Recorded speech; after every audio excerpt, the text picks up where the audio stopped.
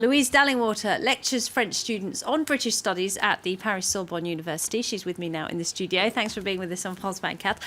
Theresa May's first speech, we heard a bit of it there, but it seemed to be an attempt to distance herself from the Eton-educated conservative elite that has dominated British politics for the last few years. And she is cut from a different cloth, isn't she?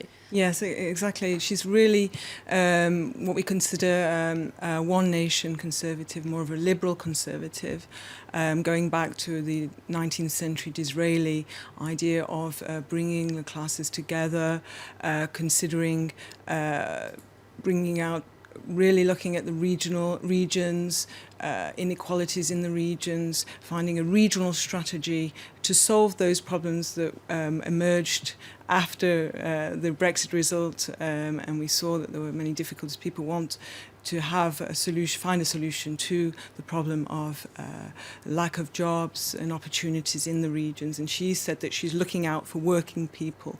Her aim is to provide jobs for working people, also to try and solve this problem of the wide gap between inequalities in terms of the 1% on very high incomes and obviously the rest on lower incomes. So that really in the UK the problem is this wide gap in terms of pay and prospects, and that's something that has really come out, and it's something she really wants to solve, or has said that she would like to solve.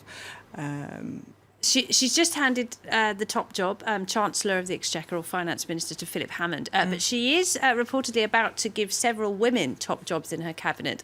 Could she be a pioneer for gender equality in British politics? Well, she was previously Minister for Women and Equality up until 2012, so her aim really is to get a 50-50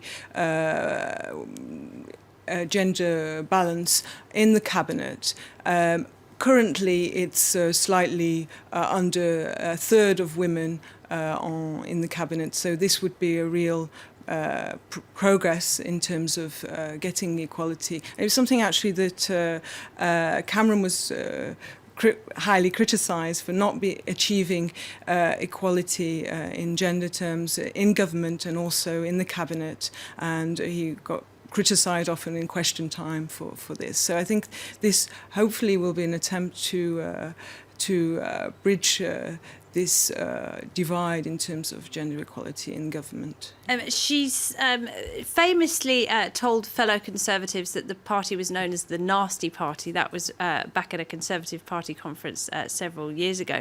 But she herself has been accused of whipping up resentment towards foreigners, towards immigrants. Is that criticism fair?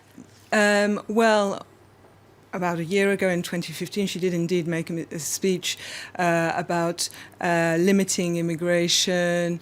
So she's taken a hard line in terms of reducing what she calls excessive immigration into the UK. So yes, that is has been one of her legacies as Home Secretary up until obviously her appointment as Prime Minister on the 11th of July. And finally, she campaigned, albeit half-heartedly, for Britain to remain in the European Union. How well placed is she to negotiate the Brexit?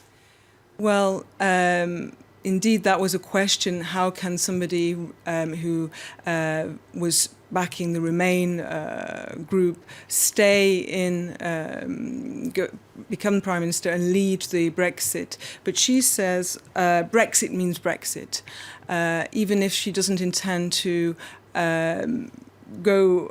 invoke the Article 50 to bring Britain out of the European Union until 2017, until negotiations have taken place, until a firm strategy has been established. She has said that she will create a separate government department which will deal with this issue and create a strategy, and the person that she intends to appoint to lead that government department will lead negotiations on Britain's exit. She has claimed will be from the leading the Leave campaign, one of those MPs, Conservative balance, MPs. she needs Brexiteers and Remainers. That's the idea. Okay. So. Louise Dalingwater, thanks very much indeed for Thank joining you. us.